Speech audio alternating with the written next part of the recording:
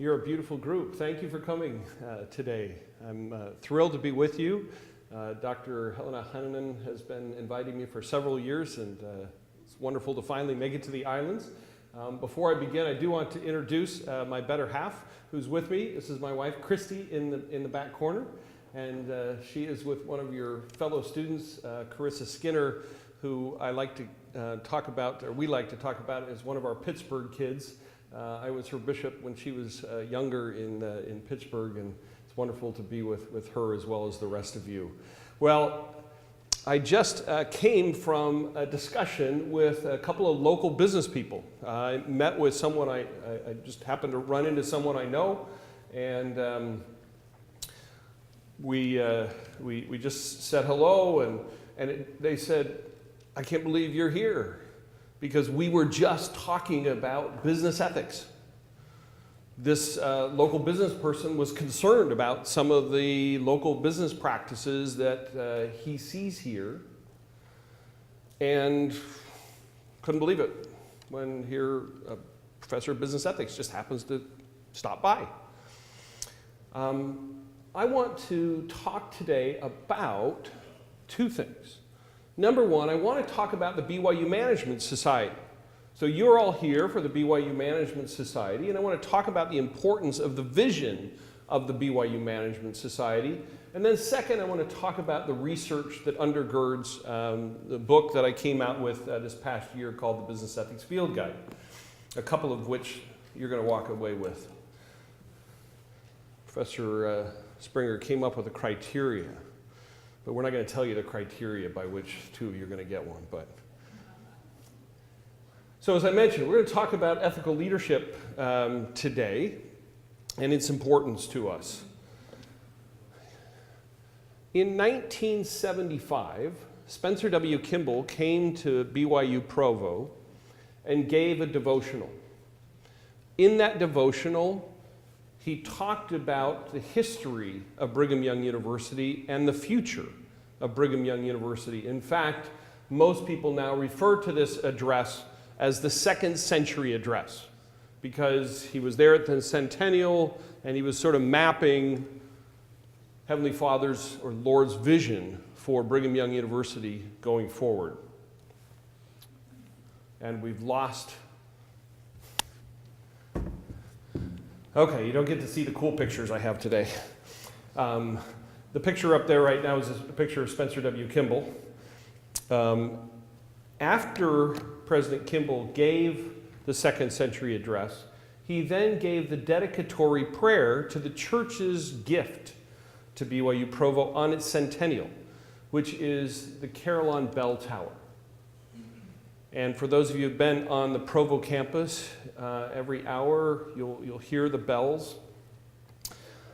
In his dedicatory prayer, President Kimball stated the following. The first part is not verbatim, but the second part is, "Just as these bells will provide uplift and encouragement to the students on this campus,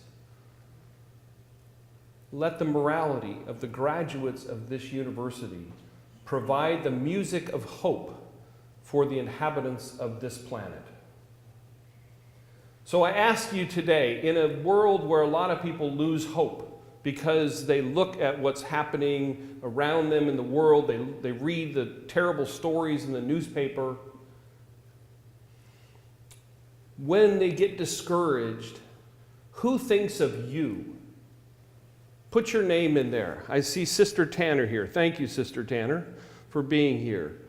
So, Susan Tanner, who thinks about Susan Tanner when they get discouraged by what they see in the world and says, you know, because Susan Tanner is in this world, I've got hope. There's a good person. Well, put your name in that slot. Hopefully, members of your family have hope when they think about you. Hopefully your neighbors do, members of your ward, other members of your community. A prophet of God has asked us to be the people who provide hope for the other inhabitants of the world. Now, when President Tanner was actually the academic vice president at BYU Provo, he developed the 4 aims of a BYU education. And the 4 aims are, number 1, to be spiritually strengthening, 2, intellectually enlarging, 3, character building, and 4, leading to lifelong learning and service. 2 years ago, President Worthen addressed BYU in his opening devotional, and he said the following: "I have sometimes thought that the character building part of these aims gets less attention than it should in our discussions. And yet those who established this university at the highest levels felt that character development was the most important aim of a BYU education and the most important thing that we do here." And that goes along with the vision of the BYU Management Society. The vision of the BYU Management Society is growing moral and ethical leadership around the world. So as I said, I was just talking to those local business people who are concerned. They're concerned about what they see, not only in the community, but also among members of the church in terms of business. And so we as a society, sure. Go for it. I'm going to keep talking. So we as a society, we'll go like this. Okay. So we as a society have an aim of growing that moral and ethical leadership. And you as BYU students and then graduates will be leaders in this particular effort of growing ethical leadership and moral leadership around the world. Having said that, there are 3 things that I'd like you to think about today or to take away from my talk today. Number 1, the kinds of ethical issues you are going to face are highly predictable. A lot of people think, I can't possibly prepare myself for the ethical dilemmas I'm going to face because they're so varied. And that is absolutely true. When it comes to the details of the kinds of issues you're going to be confronted with, I can't possibly predict what those are. However, when it comes to the fundamental kind of issue you're going to face, I can completely predict. So, number 1, the kinds of ethical issues you're going to face are highly predictable. The second point that flows from that is that if they're highly predictable, you can prepare yourself for them. Are we up? No. Right? If we can't possibly predict what these are going to be, you can't possibly prepare yourself. But if they are predictable, which they are, you then can prepare yourself to handle them well. And then the third point that flows from the first 2 is that if you can prepare yourself, you can actually become a better leader, which then increases your human capital. Now, I don't know if human capital is a term that you've come across in your classes. I see a head nodding. Okay? It essentially means your value, or your value to other people, or your value in the workplace. Now, why do you care about increasing your human capital? Because that's what people pay you for. And the greater your human capital, the more people are willing to pay you. So those 3 points again, ethical issues are highly predictable. You can prepare yourself for them. If you prepare yourself for them, you can differentiate yourself as a better leader and will be more valuable to organizations, and they will pay you more for that value.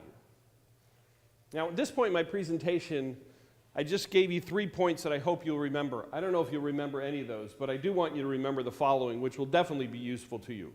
It's a point that my co-author of the book I'm talking about today, Bill O'Rourke, always gives to audiences, and that is, don't text and drive. Not only is it incredibly dangerous for you to text and drive, but you also put other people's lives in jeopardy when you text and drive. So don't text and drive. Okay, so the BYU Management Society, then you have the sense of the vision of the BYU Management Society. It is really to sort of be the standard bearer for the world and provide hope for the world. That having been said, most of us think about ethics as getting your heart right, caring about other people, becoming Christ-like. And that is absolutely critical. It's absolutely necessary because ethics fundamentally is about how we treat one another. So I could give you lots of definitions of ethics today in business ethics, but fundamentally, ethics is about how we treat one another. And business ethics is about how we treat one another when we're in an economic or business transaction or relationship. Unfortunately, a lot of people think that getting your heart right, though, is enough. It's not enough. The other message I want you to remember today is that ethics, in addition to getting your heart right, is a skill set. It's a set of knowledge and skills that you can actually develop. So the book I'm going to talk about today was the culmination of teaching executive MBAs around the world for about the last 20 years.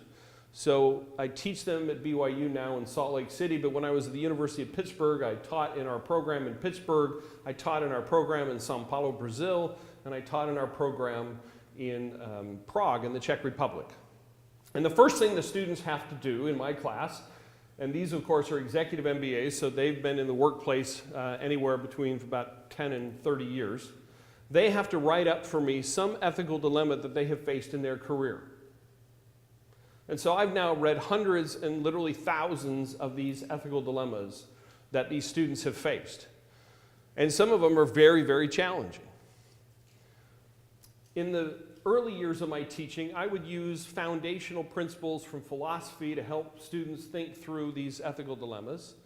And then over time, I started noticing patterns in these ethical dilemmas. So the points I just made about these ethical dilemmas being very predictable, that's actually where I started developing that idea, was because I would see the same, not in the details, but the fundamental challenge that people were facing, I would see again and again. And so about 6 years ago, my colleague at BYU, Aaron Miller, said, well, great, Brad, how many of these fundamental ethical dilemmas are there? And I said, I don't know. No one has done the research. He was shocked. No one's done the research to figure out what are the fundamental ethical dilemmas that people face in business? I said, no. What do you suppose his next question was? Well, why don't we do it then? And so that's what we did. And I had then these hundreds and thousands of ethical dilemmas, and so we just started going one by one and saying, okay, well, we read the dilemma. What's the fundamental dilemma that this person is facing? And the first one was somebody dealing with a situation where the person that they reported to, their boss, was asking them to do something that they considered to be unethical. But it was their boss who was asking them to do it.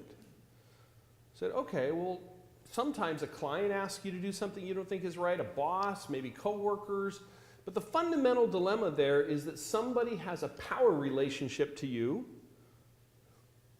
who's asking you to do something you don't think is ethical. And actually, here we are at a university.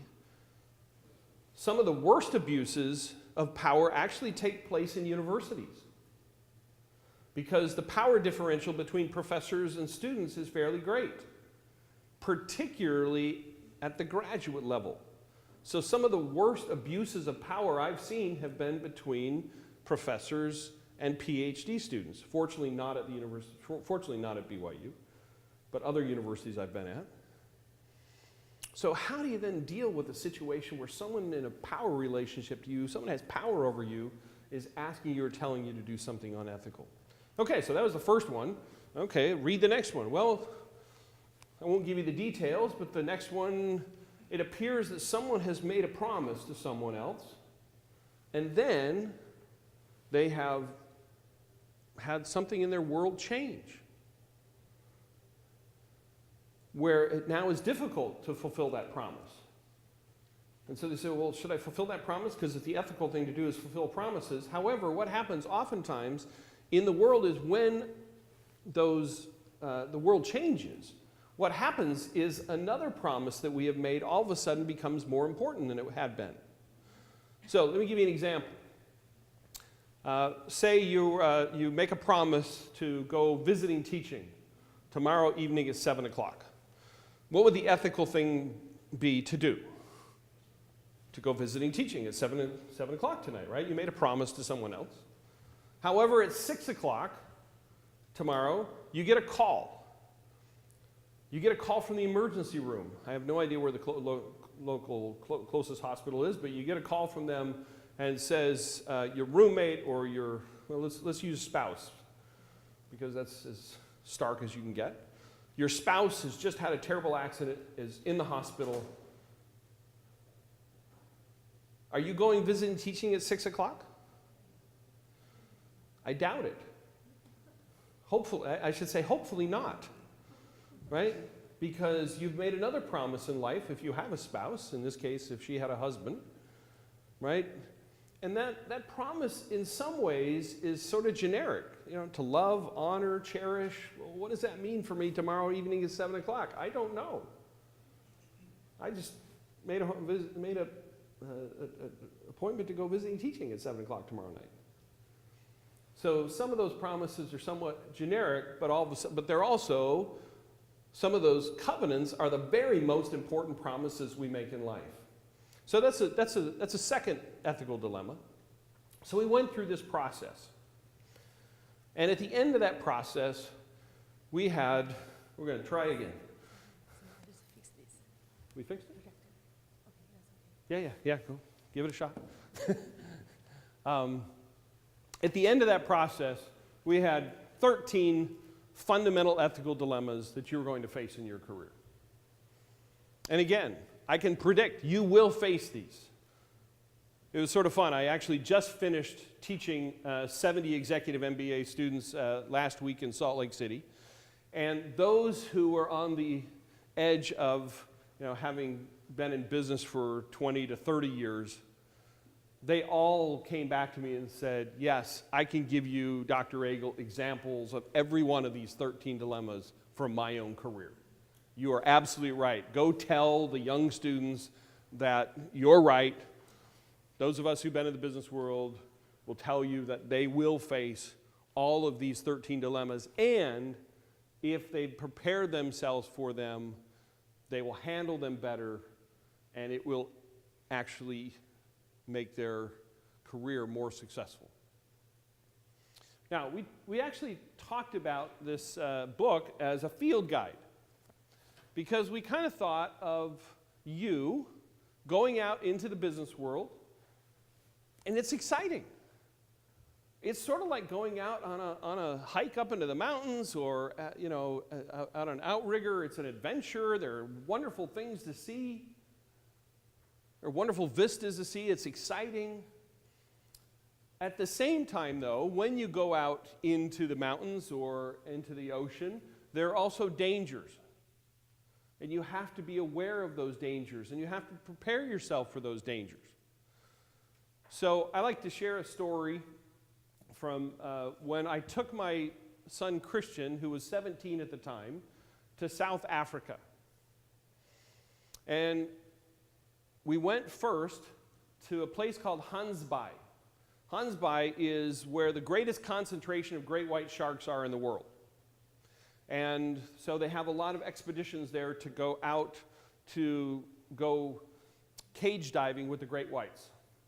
And this is something my son was very excited about, so we took him there, went cage diving with the great whites. It is very exciting. At one point we had 3 great white sharks circling us. Beautiful animals.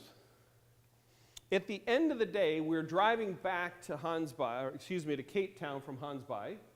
It's about an hour and a half drive, and by the way, that was the scariest part of the day. As we're driving back, my son Christian says to me, darn, I should have petted the shark. Now, at the beginning, before you get in the cage, they say, here's the rule. No appendages outside the cage. Right? We don't want to see any arms, we don't want to see any legs, we don't want to see anything outside the cage. Because it's not good for our business if our customers lose legs and arms. So I reminded Christian of that. I said, well, no, you couldn't pet the shark because it was against the rules. His response to me was, well, I was the last person in the cage at the end of the day, so what would they have done? I don't know quite how to respond to that. Okay. 3 days later, we're now in Kruger National Park. Kruger National Park is similar to a lot of parks in that you drive around, you look for the beautiful scenery, you look for animals, and you look for parked cars. Now, why do you look for parked cars? Because they've already found the animals, right? They're parked, there must be an animal right by. And so you do the same thing at Kruger National Park. You drive around, you look for animals, you look for parked cars. Well, we're driving down a road, and you don't drive very fast, and I see a bunch of parked cars. And so I stop, just right in the middle of the road. And about 100 yards off, I see a pride of lions walking toward us, just right down the middle of the road. And this is cool.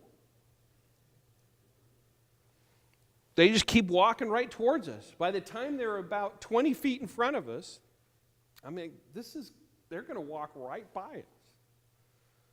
At that point, I was reminded, or it came to my mind, it came to my remembrance, I should say,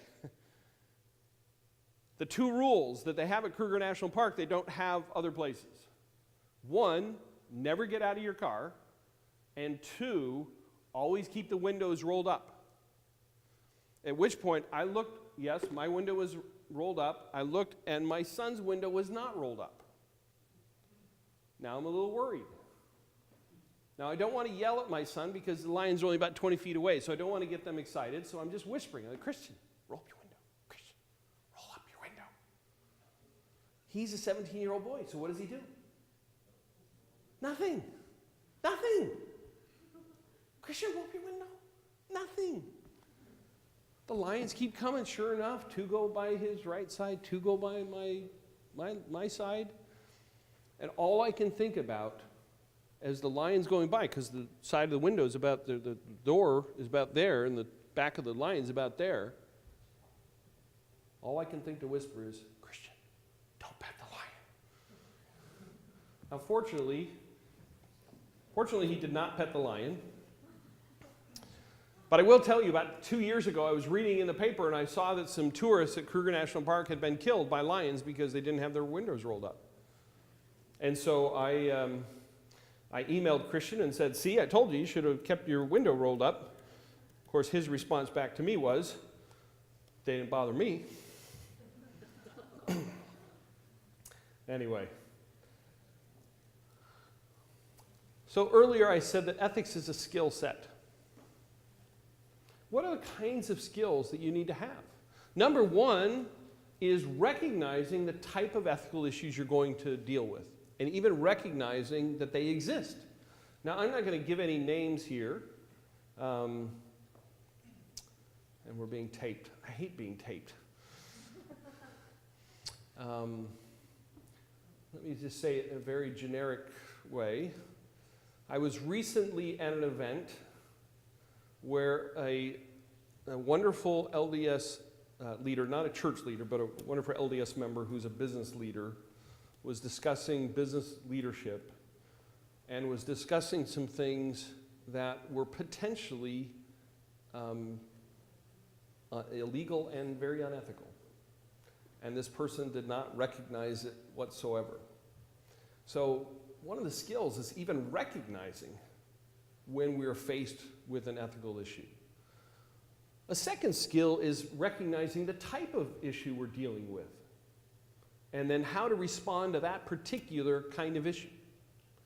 A third skill is having the knowledge and understanding of how to make persuasive arguments based in history and in logical thought.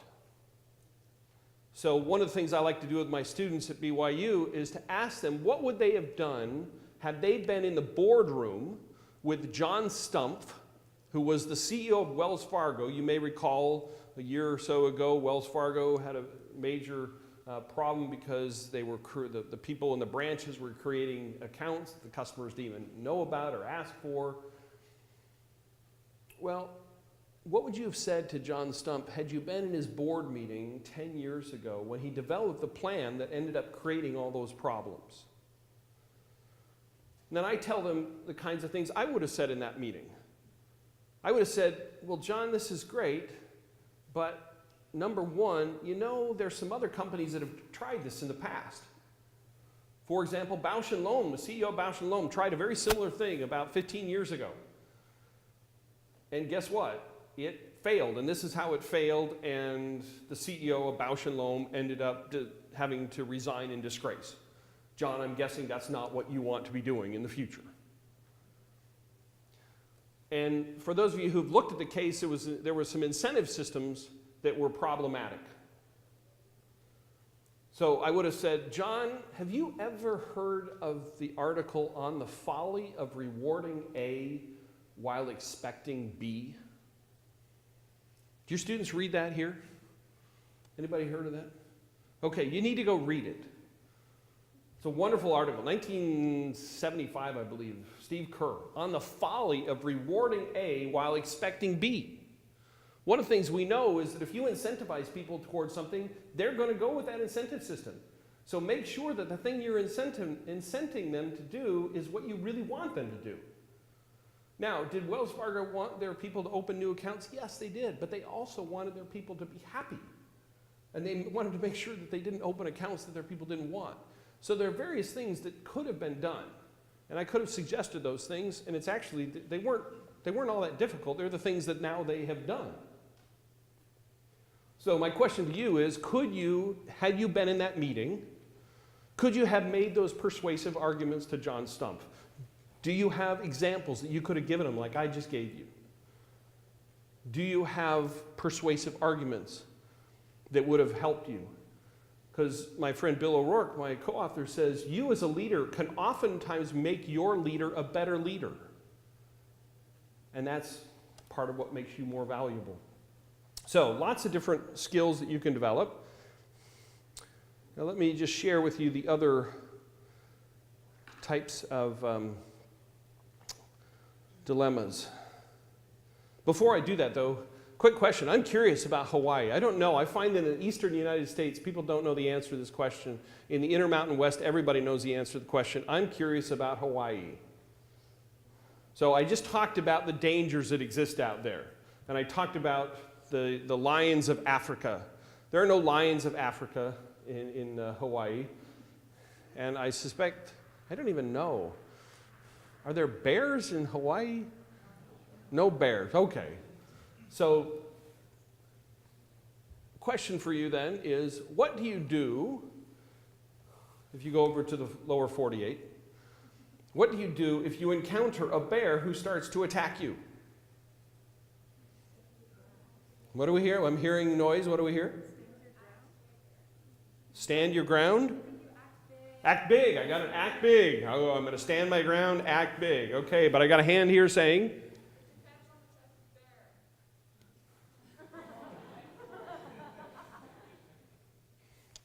Depends on the type of bear. That's exactly right. Depends on the type of danger you're facing. So, if you're facing a black bear, then you want to stand your ground, you want to get big, you can scare off a black bear. If it's a brown bear, what we also refer to as a grizzly, this is a really bad idea. It's a really bad idea. You are not going to scare off a brown bear. So if you are about to be attacked by a brown bear, what should you do? Anybody? I saw the lips out there. Play dead, exactly. You're going to cover your head, cover your neck, play dead, and hope that that grizzly, after smacking you around a little bit, will leave.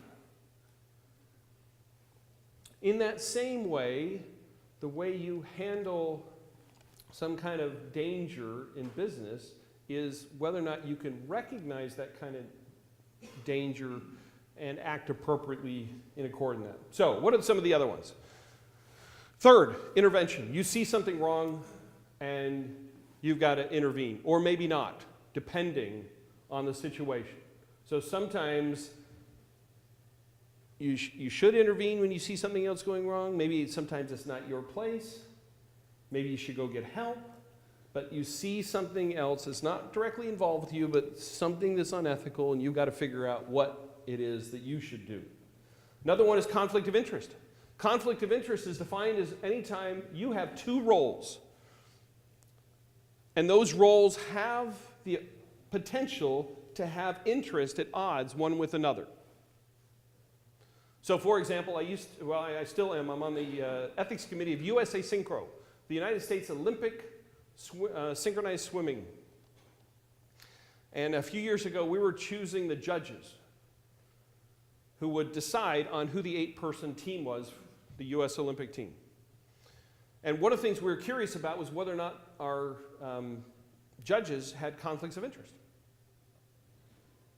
And so we sent them a form. And we read these forms, and no conflicts of interest. At some point, one of the members of our committee, who's a former Olympic swimmer, said, wait a second, her sister is one of the finalists. It's like, that's a conflict of interest. If you're a judge and your sister is one of the finalists, that's a conflict of interest. She didn't realize that. Anyway, we ended up having to send forms back to all the potential judges and say, oh, by the way, if your sister is a finalist, that's a conflict of interest. If you're the coach of one of the finalists, that's a conflict of interest. So we had to teach them what a conflict of interest was. The interesting thing about conflict of interest, I believe that people say, I don't have a conflict of interest. We saw that with both of our presidential candidates this last round. No, I don't have any conflict of interest. Baloney, they had conflict like crazy. We hear conflict of interest and we think, bad. So we say, I don't have any conflict of interest. Here's my message to you today. Conflict of interest is inherently not bad. In fact, the only people in the world who have no conflict of interest are people who have no interests. As long as you have no family, no friends, you're not involved in anything, you're not going to have any conflicts of interest. As soon as you start having family and friends and you're involved in multiple things, you're going to have conflict of interest. So the first time you recognize a conflict of interest, pat yourself on the back. You're important. The important thing is we recognize that we do have conflicts of interest. We look for those conflicts of interest, and then we can manage them well. We can manage those conflicts well. Now, I don't have time to go through the rest of the 13, but let me ask you a question here. This is your vocabulary question for the day. I see a student from class on Tuesday, so he should know the answer to this question. How many of you, by a show of hands, know the meaning of the word dissemble? Spelled D-I-S-S-E-M-B-L-E, dissemble. By a show of hands, how many of you know the meaning of the word dissemble? Oh, my Pittsburgh kid knows this. All right. Did my wife just tell you? Oh, you knew it. All right. Yeah, let me see the hands again. Okay. By the way, the word is not disassemble. It's just dissemble. This is where I get about half the hands usually go down. Okay? So not very many of you, but a few of you do. That's wonderful. Because I want you to join me as soon as you recognize what I'm about to sing. So join with me, would you? Here we go. We'll love one another and never, but cease to do evil and ever be one. How many of you have sung that?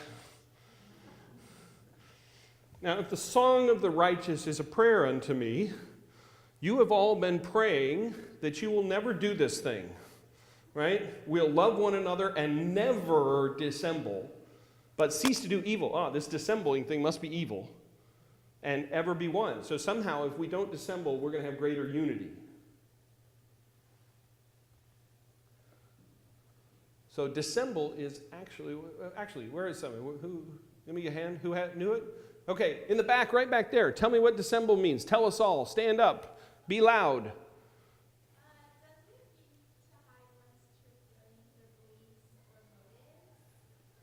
I didn't hear it perfectly, but I think you got it right. So basically, it's the antonym of resemble. Good. Perfect. Conceal one's beliefs or motives, etc. So to resemble means to make something look the same, right? To dissemble means to make something look different than it actually is. Tell us your name. Thank you very much. Well done. Okay? That's exactly right. So we're supposed to not deceive. When you go to your temple recommend and it says, are you honest in your dealings with your fellow men? That doesn't mean, do you ever tell lies? It means, do you ever deceive? Because there are lots of ways we can deceive without telling a lie.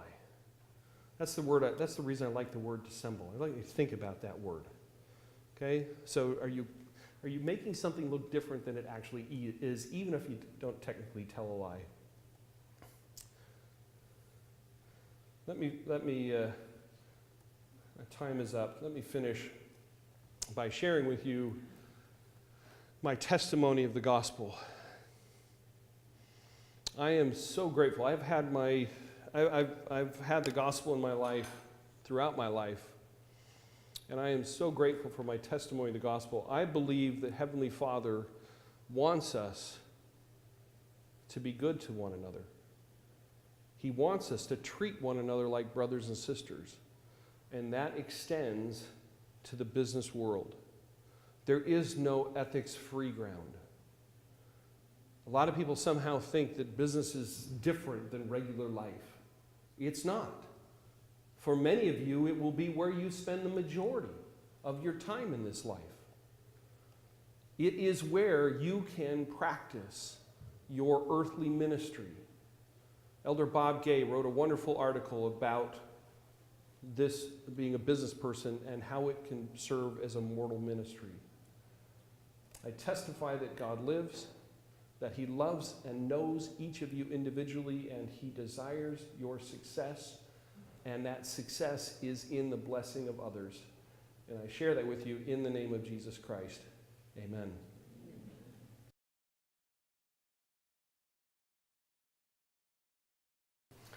I think we got maybe 30 seconds for a question. Well, yes, please. So how do you get your book? How can we get your book other than the two that you're going to? Well, if you're a faculty member, I'm about to give you one. Oh, okay. Two of you who are going to sign on right now. Actually, the young lady in the back who knew the word, meaning of the word dissemble, gets one. Other questions? Okay. By the way, you get the other book. Come on. Yes, your question is. So if you were to be about to graduate, what would you do with your life? Would you go for a master's? Would you go for work? Would you start a family?